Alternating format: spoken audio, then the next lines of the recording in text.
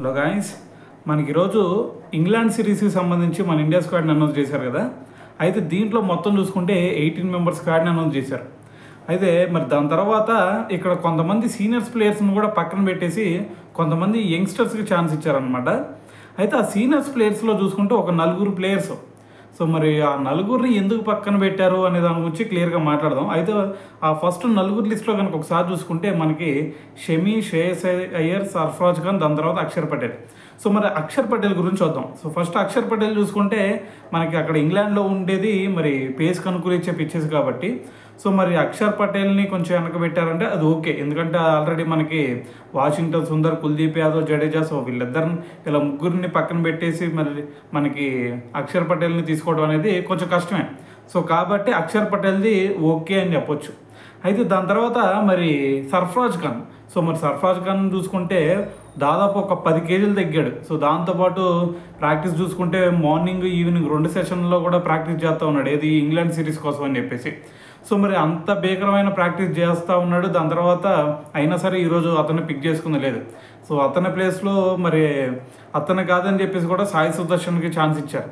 So మరి సాయి సుదర్శన్కి ఒకటికి chance ఇచ్చారు. దాని తర్వాత మనకి ఇంకా అతని ప్లేస్లో కరుణ్ నాయర్. సో మరి వీళ్ళిద్దరిని కూడా నమ్మిన బీసే మరి ఇక్కడ సర్ఫరాజ్ ఖాన్ ఎందుకు నమ్మలేదు అనేది ఒకటి అర్థం కావట్లా. అయితే మరి సర్ఫరాజ్ ఖాన్ పక్కన పెట్టేస్తే దాని తర్వాత మొహమ్మద్ షమీ. సో షమీ చూసుకుంటే మరి ఎంఆర్ఐ స్కాన్ కూడా తీపించుకున్నాడు రీసెంట్గా. సో మరి ఇంకా మనకి 5 టెస్ట్ మ్యాచ్ల్లో ఆడటానికైతే తగినంత ఫిట్నెస్ లేదు అని చెప్పేసి అతనైతే సెలెక్ట్ చేయలేదన్నమాట. సో మరి థర్డ్ ప్లేయర్ అయితే ఇది కారణం. దాని తర్వాత 4th ప్లేయర్ వచ్చేసరికి శ్రేయస్ అయ్యర్.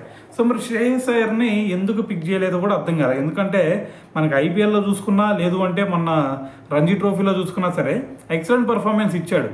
సో మరి ఇంత మంచి పర్ఫార్మెన్స్ ఇచ్చినా కూడా మరి అతన్ని ఎందుకు పిక్ చేయలేదు అనేది ఇక్కడ అర్థం కాని విషయం. సో మిగతా ముగ్గురు అంటే ఒక రీజన్ ఉంది, కానీ శ్రేయస్ అయ్యర్ని ఎందుకు పిక్ చేయలేదు అనేది సో ఇంకా మనకి దీని గురించి అయితే క్లారిటీ రాలేదన్నమాట. అయితే మరి శ్రేయస్ అయ్యర్ని కనుక తీసుకున్నట్టయితే కొంచెం టీం మంచిగా ఉండేది.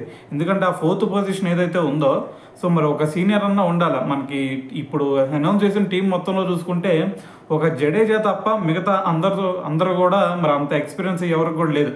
సో ఒక జడేజా ఒక్కడికే కొంచెం ఎక్స్పీరియన్స్ ప్లేయర్ లాగా కనిపిస్తున్నాడు. సో మరి ఇక్కడ శ్రేయస్ అయ్యర్ని కనుక కొంచెం తీసుకున్నట్టయితే బాగుండేది. సో ఏదైనా సరే మరి ఓవరాల్ 18 మెంబర్స్ స్క్వాడ్ని అనౌన్స్ చేసేసారు కదా.